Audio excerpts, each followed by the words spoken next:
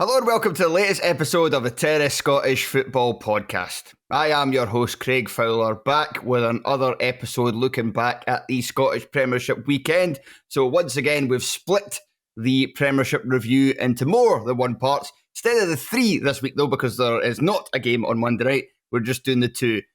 Myself and Tony covered the three Premiership matches on Saturday. That show was out yesterday, so if you've not listened to that, I mean, it doesn't really matter which order you listen to them in. We're talking about different teams and different games. But if you can listen to this, then go back and listen to that. Then you'll get the full benefit of the Premiership weekend. But I'm not joined by Tony on this occasion to talk through the three games which took place on Sunday.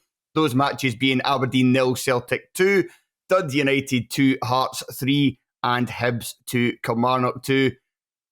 It's Craig Cairns. Craig, how's it going? Very well. Very well. I'm sure listeners are delighted to hear that there's two Hearts fans on for this one. I've already noticed there's been a few comments this season already because Hearts are doing well. Just, it wasn't that long ago that Hearts were having a season from hell. I know they kind of rescued it to an extent, but last season was very, very grim as a Hearts fan. So please just let us have two games. It shows you how, it's weird. It seems to me that's what the biggest complaints we've been getting over the last couple of years is just the fact that there's Hearts fans on this podcast. A lot of people don't like it. And it's the Hearts podcast, obviously, because when you have 15 people and 4 of them are Hearts fans, then yeah, that's undoubtedly a Hearts podcast. Because we're on the podcast, everybody else, like all the Hibs fans and Killie fans and Motherwell fans, they just love Hearts so much, and they don't hate us at all. I know. We're like constantly firefighting in that group chat as Hearts fans. We're the victims. But it does piss people off that we just say the name Hearts, so we should probably keep it as low as possible. And we will try to do that after our first game, because the game we will start with is Dundee United 2, Hearts 3, with Hearts being top of the table after the first two weekends of the season. Who knew that Tony Bloom would be right so quickly? That's a little joke there for those who are incapable of taking it. But yeah, although you shared in the group chat at the weekend there, it's going to be, it was from somebody else, it's going to be less sweet splitting the old firm when 5 other teams do it. Yeah, that was something that from Kickback that was shared in another chat, and I just forwarded it on. It was quite funny. It was during the Rangers game, for context. Which could have hit a bit better when you were watching Rangers toil as much as they were during that Dundee game. But yes, we're starting off with the game at Tannadice. And Craig, I should recap for those, especially those living abroad who don't always keep abreast of how the murder unfolds in each game. And for this one, Hearts opening the scoring in the 90th minute, a Lawrence Shankland penalty. A penalty won by Stuart Findlay. Dundee United then went 2-1 ahead.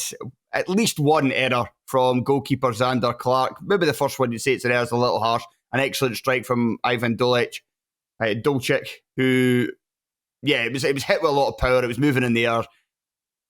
Kind of hit or miss with it. Blame the goalkeeper for that. Definitely a mistake for the second one. Dundee United go 2-1 in front just for half-time. But Stuart Findlay, the man of the hour, following up from his goal against Aberdeen with getting Hearts equaliser, and then in the 94th minute, winning it for the Jambos. It means 6 points at 6 for Derek McInnes' team at the start of the season.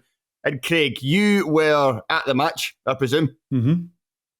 See if you kind of agree with it from my perspective, because it was kind of a weird game, but a weird game where everything kind of made sense. So I would say that Hearts were, as an attacking team, the better team in the first half. Or played better. Hearts played better as an attacking side in the first half. Felt like down the left, Harry Milne had an excellent first half hour. Claudio Braga was really lively. Then they changed things at half time.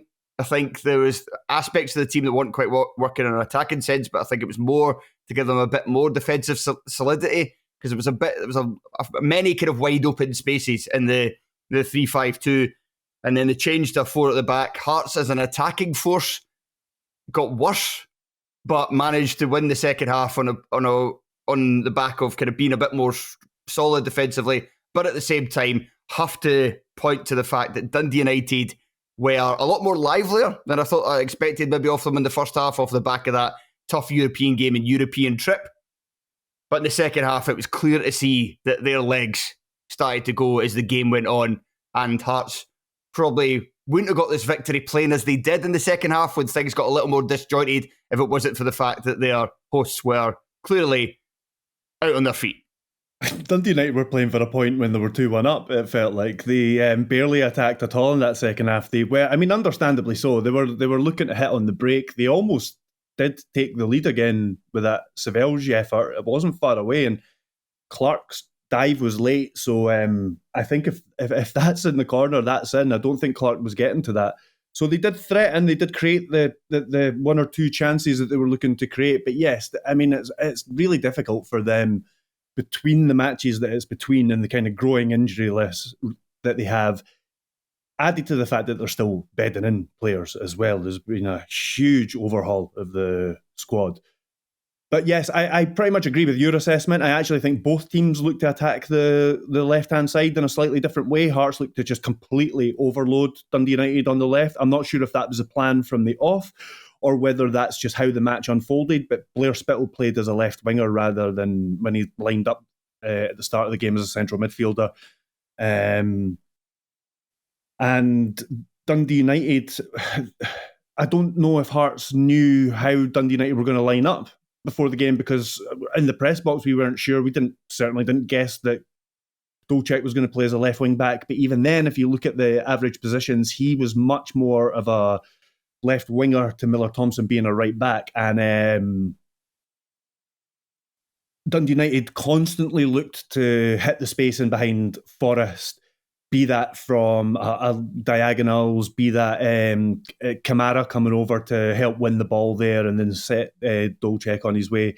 And I do wonder if Steinbender, I know it's easy to say in hindsight, and I don't think Kent's done anything to deserve dropping out the team or anything like that, but I wonder if in hindsight, Steinbender is a much more comfortable defender in those sorts of areas. That said, Hearts were put at a disadvantage there through bad luck. Borchgrevink had reported on Friday, it trained all week, reported with an innocuous injury on Friday. They got it scanned, I think was it that day or was it Saturday morning? I can't remember. And he's out for 6 to 8 weeks or something like that. So they just were not expecting that. So they're kind of the perennial position for Hearts. They were just kind of forced to put a square peg in a round hole. And I think while it worked in the League Cup, I think it showed there, and they're kind of against a decent Scottish Premiership team, you're not always or if ever going to get away with that. So it's something that Hearts have to address. And yes, in the second half, it was Hearts against a low block. And for a long time, it looked like they weren't going to be able to break that down, but they persisted. There was still chances. There were still attempts at goal that it cleared off the line just before. It's from another set piece. And that was the story of the game. It's been a big story of Hearts this season. Corners, they had 9. They got first contact on 6 of those. 2 of them were a goal, and another one they win a penalty from. So Ross Grant, the set piece coach, is worth his weight in gold so far. Signing of the summer so far. Forget all your Star Lizard players. Signing the 2 signings of the summer. Stuart Finlay, who's just called from over the road, having played under Derek McInnes before, and a new set piece coach, because Hearts are just scoring constantly from set pieces to kick off the season, both in the League Cup and in the league. They are massive. Even like by the time they've dealt with Finlay, Halkett, Kent, McEntee, you've still got the strikers to pick up. You still haven't even thought about the strikers yet. It's they're a real threat from set pieces, not just the ingenuity that they're taking them with and that kind of thing, but the presence that they have in the box and the deliveries, especially from Milne. Milne had a really good first half, then looked like he hadn't played football for about 10 minutes at the start of the second half, but his deliveries throughout the whole game were brilliant. Yeah, I wondered if the booking kind of, because it seemed to change after he got that booking in the first half for kicking the ball away. And I don't know if that just kind of meant that he just didn't feel as aggressive, didn't feel as assured of himself. But yeah, his performance hugely dropped off after what was a tremendous, his first half hour, like going to the byline constantly and a couple of tricks, a couple of times beating folk, getting continuous good balls in the area, but he wasn't able to keep that up. And I just, like I said, I called the performance kind of disjointed a bit in the second half. I think that was it's just got to be expected. Like, you've moved to a 4. You still want to keep the 2 up top. You want to keep your kind of better players in the park. So you've got Braga and Shankland. So when the kind of Hearts went into kind of a flat 4, and then they brought in like 2 wingers in Kiziridis and Kurjota. And Kurjota. Like, both of them are new rivals, and it just kind of felt like there wasn't a lot of familiarity with how Hearts were kind of wanting to play in the final third. And it was just a bunch of guys kind of like trying stuff. But I suppose that's just what you're going to get at this point in the season. Like, Kiziridis hasn't started a league game yet. Kurjota, I think that was his debut. Second time off the bench. I thought it was as well. I think it might have been, was it Dumbarton maybe? I think it was Dumbarton. Came on late in the game. Certainly his league debut. So it's got to take a bit of time for these guys to get used to the league, to get used to each other, get used to how Derek McInnes wants them to play. That's why you're not seeing many of them. But, well, that's one way to put a spin out, I suppose, as to why you're not seeing many of them in the starting 11. Sure, if you weren't a Hearts fan, your spin would be, well, they're all clearly shite and McInnes doesn't want to play them. But time will tell who's right on that. But see when you were mentioning the kicking the ball away that Milne was booked for. The same thing happened to the Dundee United left-back whose name I'm not going to try and pronounce. I'm sorry, I've not learned it yet. But Keristes. Thank you. I'm sure the same thing happened to him without seeing either incident back. It looked like both players were just getting the ball off the pitch while the opposition were either closer to another ball, given it's a multi-ball system, or were on their way to getting another ball. So they both seemed very harsh bookings. Because Milne kicked his away to the corner flag. And there was one within like 2 yards of the goalkeeper at that point. Yeah, I was going to say the goalie wouldn't bother getting that ball anyway. And it was also kind of thing as well that it was kind of a 50-50 decision where it could have been a corner. And Keristes, he was gobsmacked that he got booked. He was he could not believe it. It was really silly. It's nonsense. I mean, I can understand if you had booted it away in frustration or something like that. But I mean, you're just kicking it off the pitch. Even if there is a wee bit of frustration in what's just happened, if you're just getting the ball out the way so you can get on with the game, it just seems... And that's what it looked like to me on one watch of both instances. And last thing to say on Hearts before we talk a little bit more about Dundee United before moving on. Yeah, Xander Clark. Go back to him. So, yeah, definitely a big error. And I've kind of wondered about this Hearts team going forward this season. So I'd forgotten that Jamestown or Star Lizard, whatever you want to call it, its analytics doesn't do it for goalkeepers. It's for outfield players. So I forgot that wouldn't be maybe not necessarily part of the summer recruitment drive. But I think it was felt that a lot of fans, or it was just kind of an assumption, right? Clark will come back in. Gordon's had almost his farewell tour. He's injured anyway. Clark will come back in and he's a good enough goalkeeper. And that may be the case because Clark has certainly proven himself at the Scottish top flight level before and been one of the best goalkeepers in the league for, seasons at a time. But he's also had periods where he's struggled at points. And I was trying to remember, like, he obviously barely played last season, but the campaign before, he wasn't like brilliant in the season before that when Hearts finished third. And Gordon getting the gloves last season, I think most fans kind of looked at it like, yeah, Clark should probably be the goalkeeper, but it never felt like it was that much of a big deal. And I think that spoke to the fact that even though Gordon, he was still making some good saves, but overall he wasn't playing that great last season, but there wasn't a huge clamour. There wasn't like demand, like enough of the sentimentality, get him out and get the clearly better goalkeeper in. And so, I don't know. I think it's unlikely that Hearts will look to strengthen at goalkeeper position this season because they have so many on the books. Like Harry Stone is like fourth choice, and usually he would be your third. So there's plenty of options there. I'm just not sure how brilliant these options are. Yeah, I wonder how much of it depends on Craig Gordon's fitness as well. I mean, I don't know if that would have changed anything at the weekend there, but Derek McInnes already hinted not long after taking over that goalkeeper was something that they might have to look at, and that was when talking about in the context of the injuries at the time, because the three goalkeepers had finished the season injured. He actually said that if Hearts had made the Scottish Cup final, they wouldn't have had a fit first-team goalkeeper available for the game.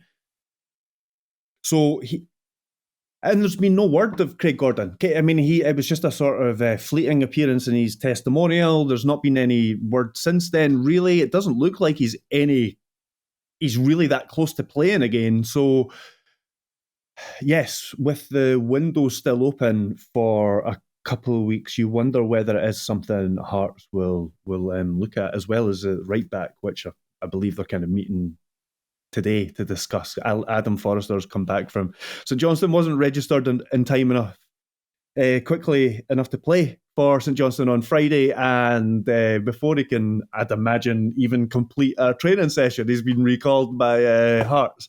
So it makes a wee bit of a mockery of that system. But Alexander Clark not had much to do this season. It's been a wee bit concerning, and that is a concerning area, because we've seen multiple examples of teams being dragged down by poor goalkeeping. But hopefully it is just a bit of a poor run of form from him, because he can be a very good Scottish Premiership goalkeeper. Yeah, certainly.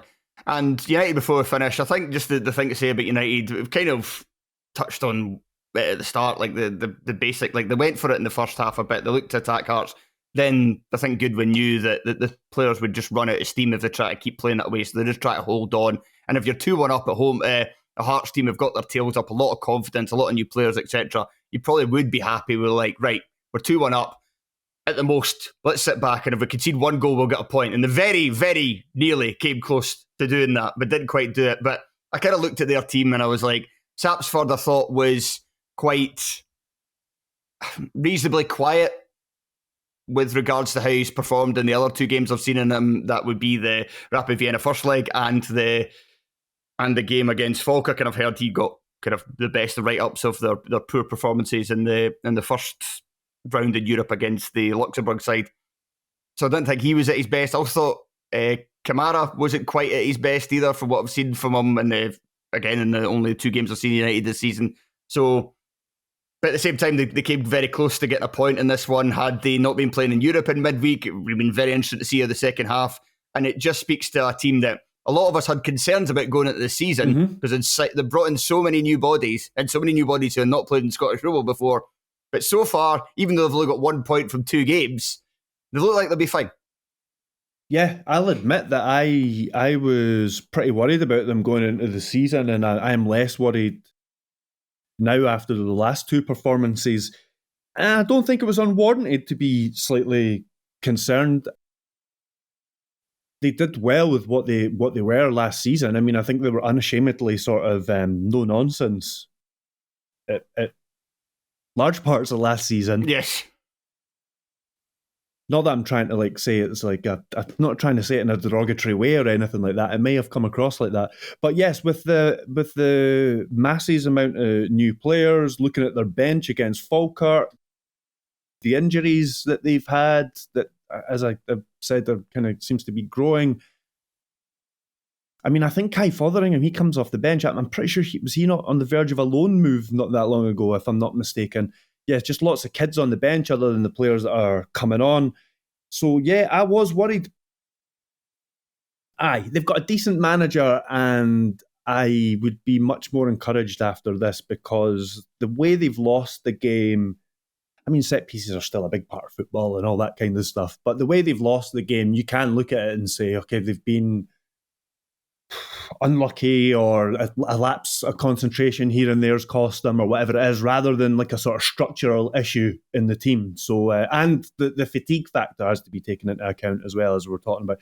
They would have played that second half a lot differently, I think, if it wasn't sandwiched in between European matches. Yeah. And also to defend them with the set piece stuff, if I'm going to give Hearts the kind of excuse of like some of the kind of disjointedness and attack in the second half of players not knowing each other, you can kind of say it's the same for set pieces. Like, it's a kind of thing, it's a basically stuff that you work on training, but they're a big team, United, so we'd expect them to be better at set pieces as the season goes ahead, and it's maybe just a case of you've just got a bunch of new guys in the door, and it's just got to take a bit of time in certain aspects of the game to settle. They've managed to get a bit of cohesiveness on the park that was missing for those 2 games against Una Strassen. But there's maybe just other aspects that they're going to need a wee bit of time to build that continuity and familiarity. Right, let's move on to our second game. Hibs 2, Kilmarnock 2. Hibs 2-0 up in the first half. This is what you've not seen under David Gray. This was such a classic Hibs game at Easter Road. 2-0 up in the first half, cruising, played some excellent football, delighted the crowd. And I remember thinking once they were 2-0 up, typically before, this would be when I would reach for my phone, log into Bet365, deposit a £5, stick it on the other team to at least get a point, double chance. Because Hibs just have done it so many times at Easter Road throughout the years where a 2-0 lead is like the old adage of like a 2-0 lead's the most dangerous lead, which is usually pish, because usually the most dangerous lead is leading by a goal, obviously. But with Hibs at Easter Road, throughout the years, it has seemed to be like 2-0 is the most dangerous lead. But under David Gray, they've not been like that at all. They certainly weren't like that last season. They just continually took care of business. When you expected them to Hibs it, they didn't do it. They just kept on winning. And that was what was surprising about this. They were so good in the first half. They conceded a goal right on the edge of half-time, and we'll talk about that one. That was a big moment for them. Then they conceded an absolute belter. Now, you can say, right, okay, they've given up a poor goal. They've conceded a goal that, nobody could stop. But it was then the mental side of their game crumbled a bit as well. Jordan Smith started making all these like wild decisions with his feet, and then that kind of spread to the rest of the team. And there was about a 10, 50-minute period between roughly 65 minutes to 80 minutes where you're like, God, Hibs are actually hanging on here. They could lose this despite being 2-0 up, and despite all the good things that have happened to them since last November, since Bushiri scored that goal. So, yeah, it was a surprising turn of events. It's a classic Hibs game, but with a manager that you don't expect it of. I've just said recently, and I was saying this to Joe recently, that Hibs are different under David Gray. That they're different with him as a player because he won them a cup pretty much with that goal in the last minute, and they're different as a team with him as manager. But this was a bit of a callback. Yes. What about how did Grant Hanley do? Obviously, it's quite a bit of fanfare behind the signing, but not only that, I think was it maybe slightly surprising who he's come in for, because I think the chat before, if I'm not mistaken, was that O'Hara was more likely to drop out. And then the question was, is Hanley going to play on the right-hand side and they're going to move Bushiri away from where he's been playing so well? So how did that work out? So in terms of Hanley himself, I mean, he was fine. He didn't have, it's weird to say, he didn't have a whole lot to do because he was playing, his part in the game was because he was taken off, presumably, a main reason for that. Well, the game had gone 2 each by this point, and they maybe wanted Iredale on for his abilities going forward because they're now, by that point, trying to score a goal again. But I also assumed it was down to the fact that Hanley's got lack of fitness and they'll need to get him game time. And so, but it wasn't like he was asked a lot of questions himself. Like Dakars was, I'll get on to praise his overall play in general, but he kind of mainly went to the other side of the defence, and Daniels is just a wee bit more quiet. So there wasn't a whole lot for Hanley to kind of do, I felt like, on that side. And in possession, he just kept things simple all the time. Got it, controlled it with his right, pivoted, gave it to a beater, and then Hibs would start for there. But I do agree in what you were saying in terms of the fact that I was surprised that was the position he was given, was the left side of the back three. And I would quite like to see this Hibs, because Hibs went with something a little bit, not quite a little bit different. They've done this before, but they did pick 2 strikers. They had Yuan on the park, but he was playing on the right of the front 3, and Hoylett was on the left. And that was what made them so good a team to watch in this, and that they had, and Hoylett was a huge part.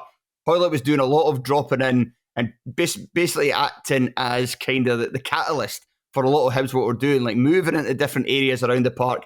Yuan was doing likewise, but Yuan, and Hoylett's got this a bit as well, but Yuan's obviously got a bit more with Hoylett's age, the ability to stretch them. And so they not only had this where you've got Hoylett and McGrath as well, and Levitt, all good footballers, all kind of coming in, all doing like these passing triangles and these movement and this one touch and give and go and stuff like that. You've also got Mulligan able to charge forward. The Beata's in great form at the moment. He was charging forward constantly. Bowie's a big presence, and then you've got Yuan and Hoylett can play off him, and it was all working superbly. And I just thought, it's weird that this is all working so well, but it's Hanley on the left side of the fence rather than Jack Iredale, who would be much more conducive to adding an even further element to make Hibs even better. But it didn't really hold them back, but could it have made them, instead of like that first half being a 9.5, 10 out of performance, could it be like a proper 10 out of 10 performance with just that added little attacking element in there? Because it was so impressive, especially down that left, where you did have Abita and Hoylett linking up quite a lot. And so, yeah, it was surprising that he took up residence there. I think it was just to rotate in general, and I think Gray just thought they would have enough, because they should have had enough to get the 3 points. And he's just kind of picked one of them and gone, right, I want to give Iredale a rest ahead of Thursday evening at home.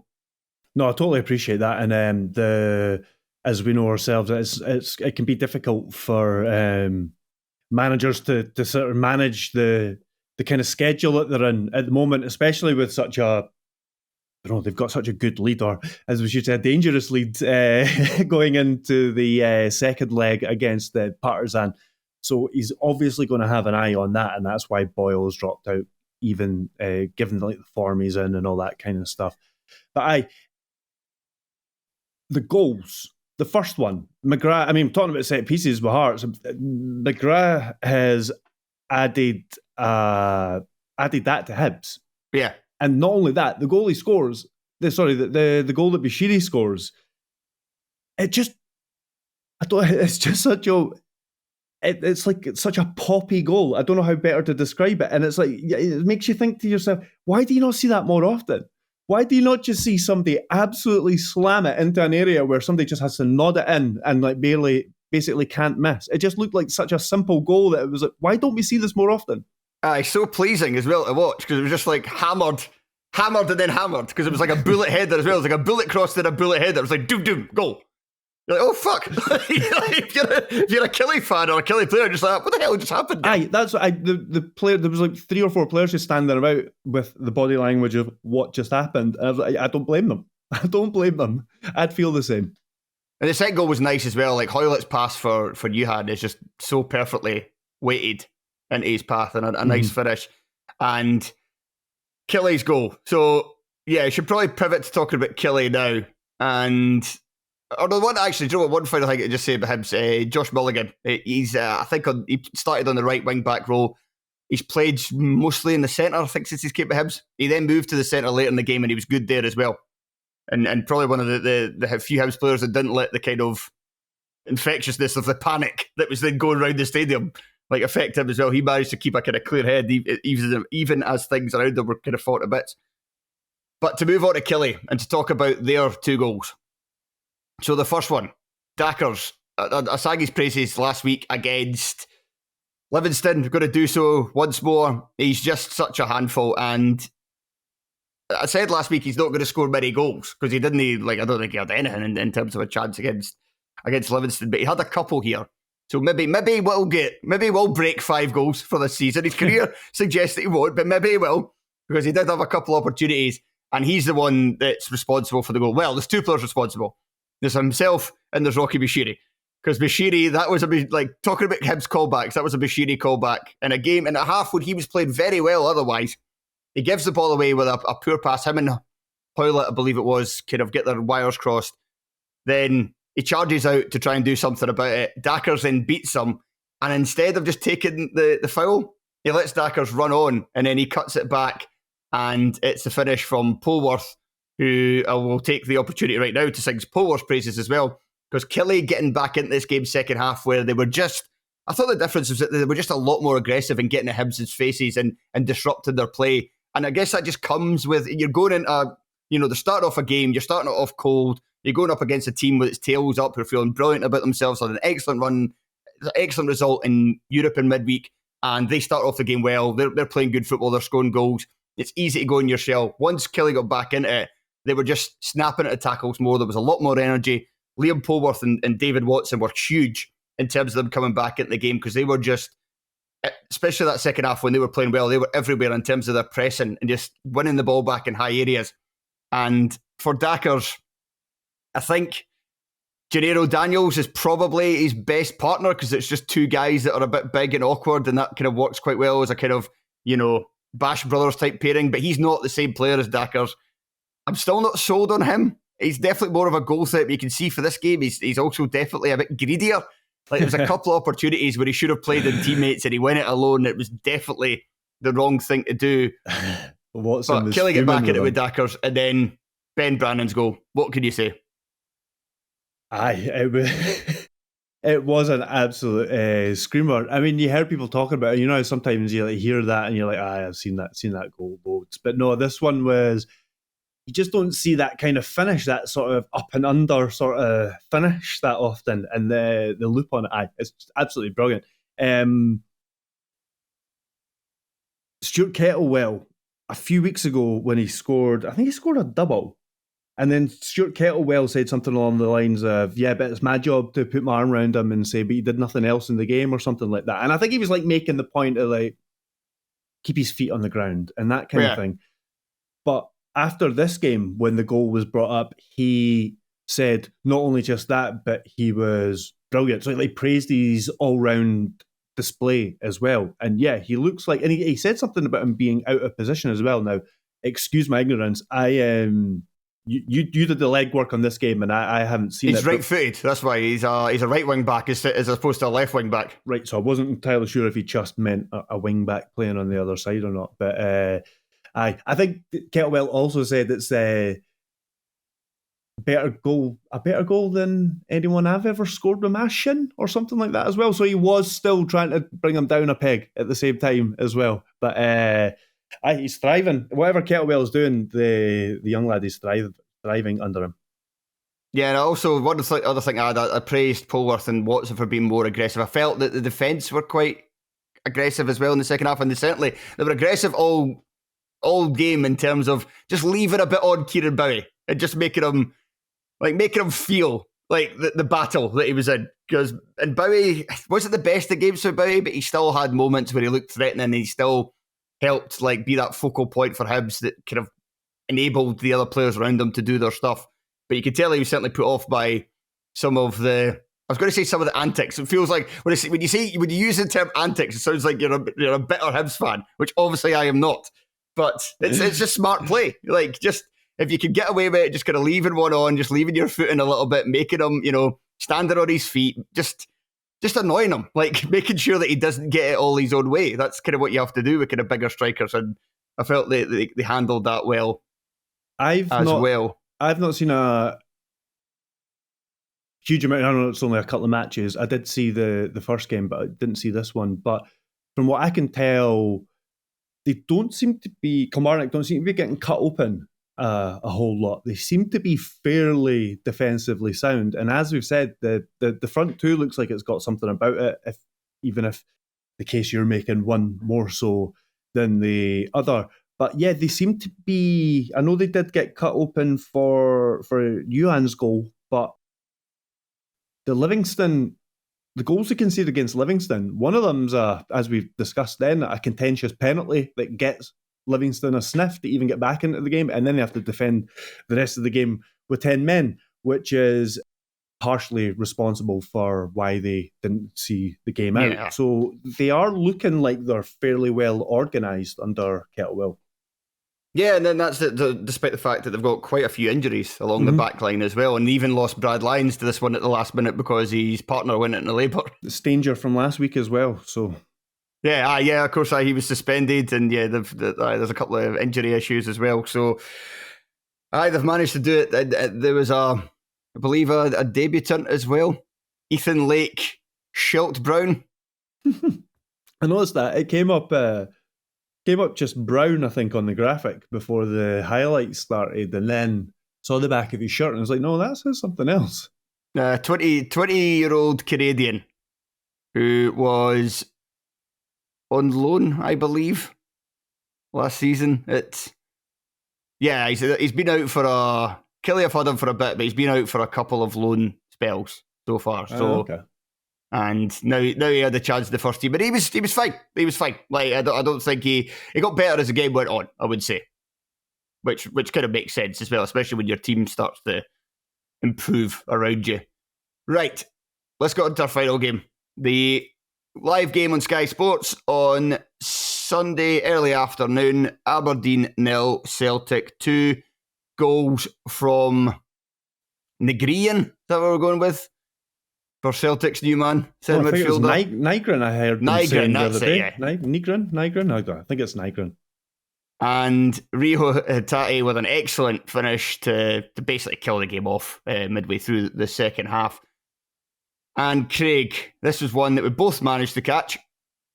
And to me, I think that's the standout thing for this game. And do you know what? I actually don't want to, because I feel like I'm picking on them, but I will. I'll give a reason why I think that it's somebody else to blame, at least for one of these players getting picked on. But it was like the game of the two strikers who were just not functioning at all. Like neither striker. So Kusuni Yenge followed up his performance from Tynecastle last week with another bad one at Pittodrie, and already the crowd are fully on his back and don't want to see him in the team. And at the other end, Adam Ida was again a kind of like, we've done this so many times with Ida.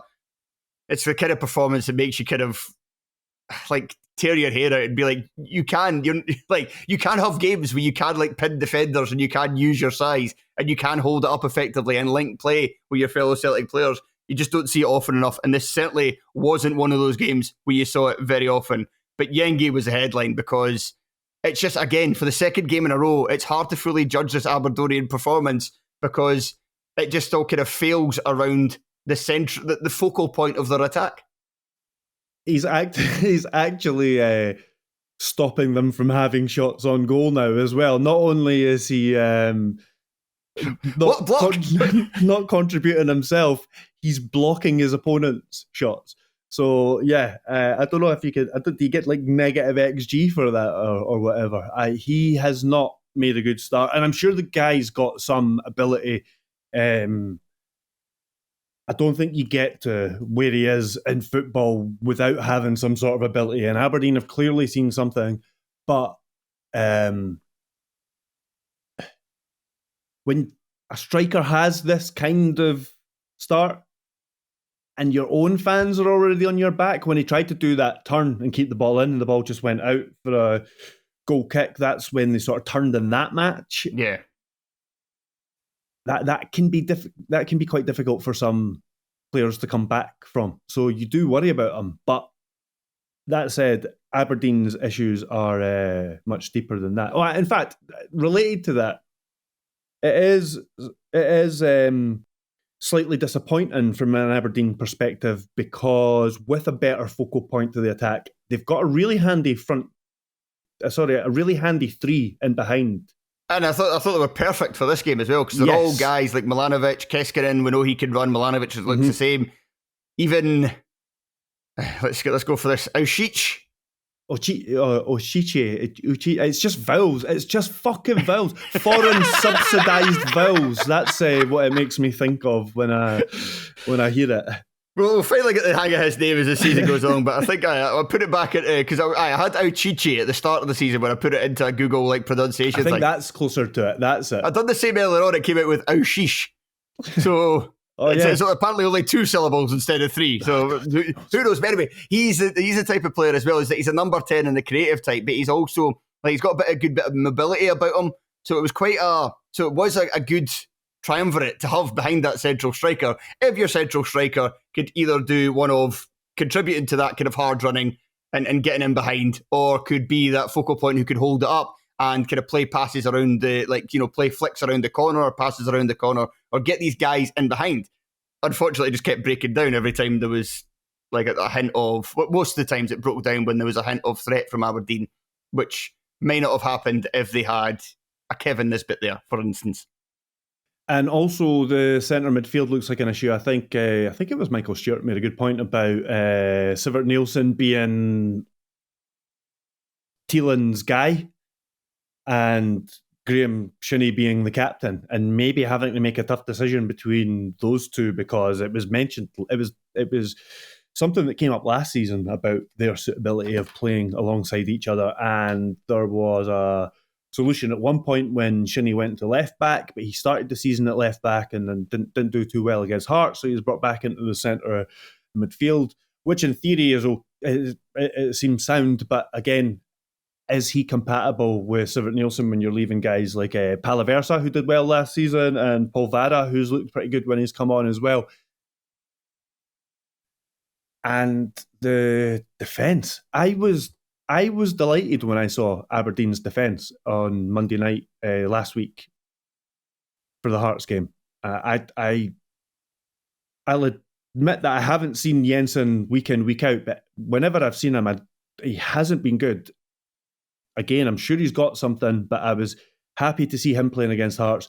I was surprised to see Jack Milne. I think he's a promising young defender. He looks like a decent player, but I thought they would have either had... I thought Alfie Dorrington finished the season well, so I thought it would have maybe been him, or they would have upgraded in the position.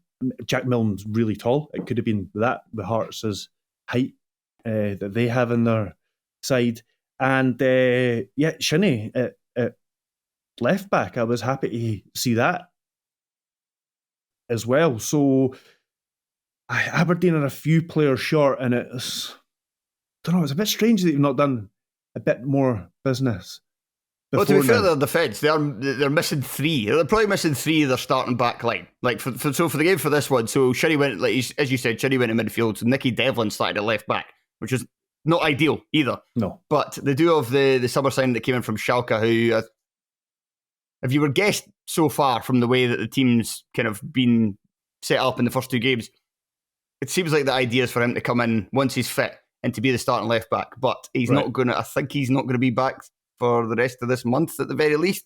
So that's a bit of an issue. They might want to look at that, especially if kind of poor form continues at the start of the season and they can't find an answer at that left back position in terms of a kind of reliable backup.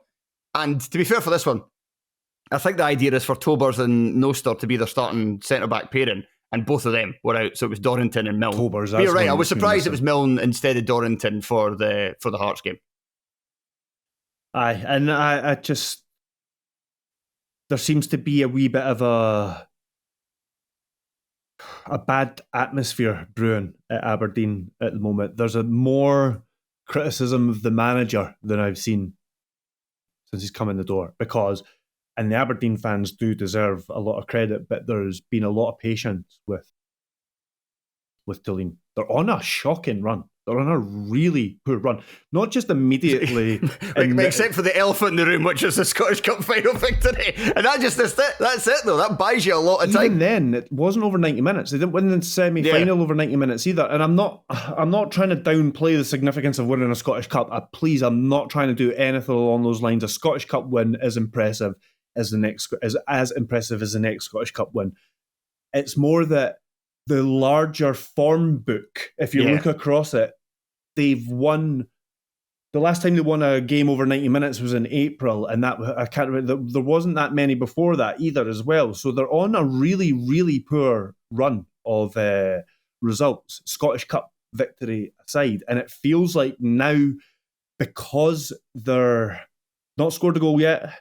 They've 2 tough teams to start with. I was going to say, it should be said that for all the fact that other fans bemoaned how quote unquote easy their start was to last season, the start to this season in terms of the first 2 games is an absolute stinker, because especially with the way that Hearts are playing at the moment and the way that Rangers are playing at the moment, you could actually maybe say, other than maybe going to Easter Road, it's like the hardest start you could actually have to the season is going away to Edinburgh in your first game with a team that's now suddenly got its tails up, and then home to Celtic in your second. It's hard, from there definitely being a home game and definitely being an away game in your first 2 league matches. It's hard to pick much more difficult for Aberdeen. I'd include Rangers in that. I think everybody wants to go to Ibrox right now. Yeah, that's what I'm meaning. But and final thing I say, but one thing I will say about Tilly, because I'm defending them because they've got a difficult start. They have got a lot of injuries along the defence. One thing, and this goes back to Yengi, what you doing? What is it? You must have known that already the fans are on his back. You must have known that from the game against Hearts. And yes, say that you're not quite attuned to that yet, and say there must be things he's seen from him in training where he's like, no, this is what I want. I want a guy up front with presence and size, an aerial set pieces as well. This is the kind of player I want in my team, and this is how it's going to function. And during the week, perhaps it is functioning, but when it's getting to weekends, it is absolutely not. And after the first half, you've got to take him off at half time. You have to, for the good of him as well, because Do you know what's not going to help him get any better? Hearing the Aberdeen fans cheering him getting substituted in his home debut. Like, you've got to realise the situation and look after the individual. And this goes, and you mentioned Nielsen as well, and him being Thielen's guy. Like, Nielsen's still to get back to the form of the start of last season. And the reason why his form went drastically off a cliff last season, because his manager overplayed him. Because he went right for one at the middle of one season into the start of another one, moving from I can't remember, Norway or Sweden or wherever it was. And Thelin was just too slow to realise that he was knackered and he needed a break. And he eventually came out of the team, but he's never looked like the player he was in the first couple of months of the 2024-25 campaign. And that's partially down to his manager as well. So Thelin needs to kind of realise these situations and when it's best to remove somebody for the good of not only the team, but for the player himself. There is a recruitment issue there as well, though, and I don't know the ins and outs of it, but clearly doesn't fancy Sockler one way or another. I mean, Fletcher Boyd came on at Tynecastle before him. I know that Sockler came on first in this game, but then Fletcher Boyd is just a young sort of up and coming striker. He's not somebody to come in and get you out of a dig you out of a hole necessarily. You know what I mean? There's a lot of pressure to put on a not just young but a kind of slight striker. He's like chalk and cheese from Yenge. So yes, they're struggling nowhere more than up front, and it's not started well for Yenge and I. But like what you're saying there, like getting ironically cheered off on your home debut. That's I mean, some players don't come back from that kind of stuff. I hope the guy does though. So on to Celtic. I don't know how to say his name, Benjamin Negrian. That's been your season so far. Well, it's every season, start of every season. Can't say every news name that comes into the league. Yeah, my pronunciation dyslexia continues. But yeah, Benjamin Negrian. Let's call the whole thing off. But I don't know how to say his name, but I'm impressed by him in the centre of the park for Celtic. I wasn't sure about him in that game against St Mirren. I felt like he didn't fit in with the midfield. It's kind of been quite fairly well established, but he did a lot better in this one. What he brings to the Celtic team is that I think he's got a wee bit more bite about him than anybody else that's played that position alongside Hatate and McGregor over the last couple of seasons, because that's something that Celtic have kind of struggled with, that balance. They've tried at times to bring in, and he's not a defensive midfielder, but they've tried at times to bring in somebody who's maybe a bit more kind of defensively sound, will get stuck in a bit more, maybe a bit more physical presence, and it's not quite worked out because it's hard to find those type of players who can also be as good that they can marry up easily with McGregor and Hatate in the way that a Matt O'Reilly could, or in the way that an Arne Engels, not quite the same degree, but could as well. He seems like he's got a bit more on that side of his game, and it will maybe give him a bit more balance, but also he picks up, I think he's quite intelligent in terms of how he picks up space. Yeah. He always seems to find decent pockets. And if you actually look back at the game against St Mirren last week and you look at the goal he nearly scored there and the goal he scores at this one, they're almost carbon copies of each other. The difference just with this one is that he plays it to the other side and there isn't a tremendous save from the opposing goalkeeper on this occasion. Yeah, I think Rodgers was saying afterwards that he can play wide as well, but he sees him as more of an 8. But I think you could see that in the... Sorry, I was just trying to get up his transfer mark to see exactly like the positions he's sort of played. He's played wide as well. According to Transfer Mark, he played right wing more than anything else. But Rodgers was saying he sees him more of an 8, but I think you could see by how he plays that he's comfortable playing on the wing as well. And yeah, it's Tierney that makes the goal. I actually thought it was Jensen that had got done for it when I first watched it, but it was Milanovic, wasn't it? But great ball over from Tierney, and it's just great anticipation, and it's another one of those sort of the ball's in the net before half the defenders knows what's happened kind of thing, and he does look like a good player. Another team where the recruitment appears to have been an issue, although as you kind of introduced this section by, it's more striker than anything else, but he looks to be a good pickup. But at the same time, talking about that more generally about Celtic, they're still fine. You know what I mean? It might become more of an issue if they don't get something done quicker.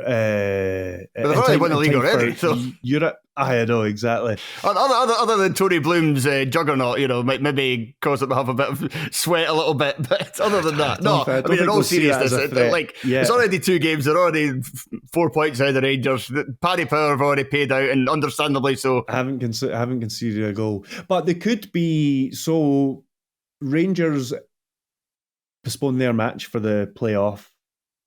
Celtic aren't going to postpone theirs. They play Livingston, and then it's Rangers Celtic after that, or Celtic Rangers, I can't remember.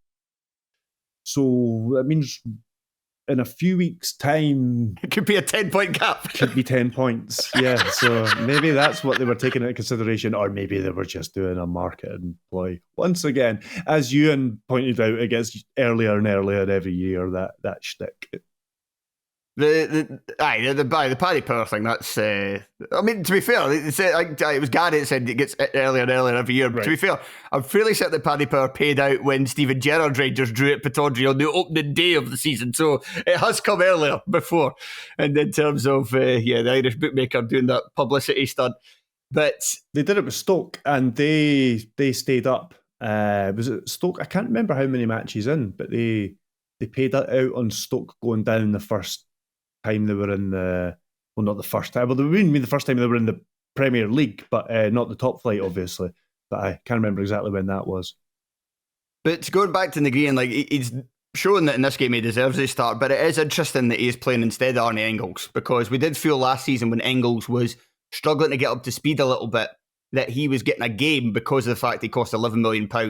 And Luke McCowan, who looked better at the beginning of the last season, wasn't getting a game because he was £1 million from Dundee. And Engels is also 4 years younger. He's the type of guy that they could sell on for, 2-3 times the profit if he does do a job for Celtic in the way that they're hoping.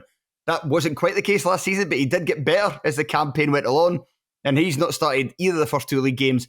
And you can't help but wondering, just because he's taking shots at the board constantly, whether this is a point of principle for Rodgers, whether he's trying to say, because obviously the money involved, is it a case of him saying, you need to get me a better caliber player, because even when you spend £11 million, the players aren't that good, and this guy who cost £1.5 million in the summer is actually better. But if that is the case, that could backfire, because Celtic board could be like, well, see, the 1.5 million players are fine. That's all you're getting. You get more of them. No, he does need another striker, though, doesn't he? I think they need all across the front 3.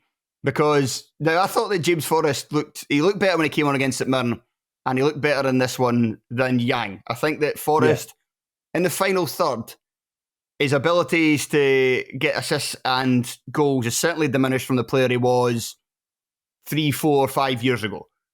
But he's still quite good at bringing that kind of energy, bringing the energy, and also just kind of carrying the ball and moving quickly. So when you're a team like Celtic, and the worst thing you can do is just to be pedestrian and play really slowly, then Forrest is somebody that'll be like, right, he'll move the ball quickly, he'll take the ball, he'll run to different areas.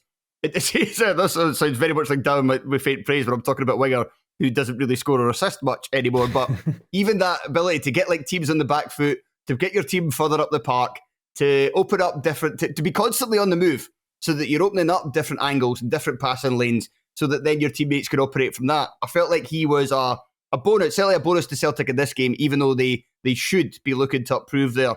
But it's all across the front 3, because, they need another striker as well. So they need somebody starting right mid, they need another striker. And even Maeda's not started the season well. Yeah, I was going to say that. But you can't take him out of the team, because there's nobody behind him that can come in and do his job. So all across the front 3, Celtic need to strengthen if they're going to be... Well, they don't if they're still going to win the title, but if they want to do what they want to do in Europe, and if they want to have a really good league season where, they win the vast majority of their games and entertain their fans and, pick up another treble, then they certainly need to reinforce and add quality, not just bodies, but quality to that front line. Yeah, that's pretty much what I was going to say. I mean, they could still win the league with that front 3. And just on the Maeda thing, sort of echo what you were saying, he would be an option through the middle as well, as he showed last season, the second half of last season. But who do you bring in his place? That's the issue. But they could win the league with the squad they've got at the moment, but it's a different story once you get into Europe. Right, that'll do us. Craig, thank you very much for joining me. You're welcome. And thank you to everybody for listening and watching. We hope you've once again enjoyed us splitting up the Premiership show into 2 parts. And we'll be back later this week, barring any last-minute cancellations. Telford and Shaw will be back with another lower league roundup, and there's plenty going on the Patreon as well, patreon.com/Test Podcast if you want to unlock all our bonus content. And that'll do us for now. Thanks for listening once more, and we'll speak to you again soon.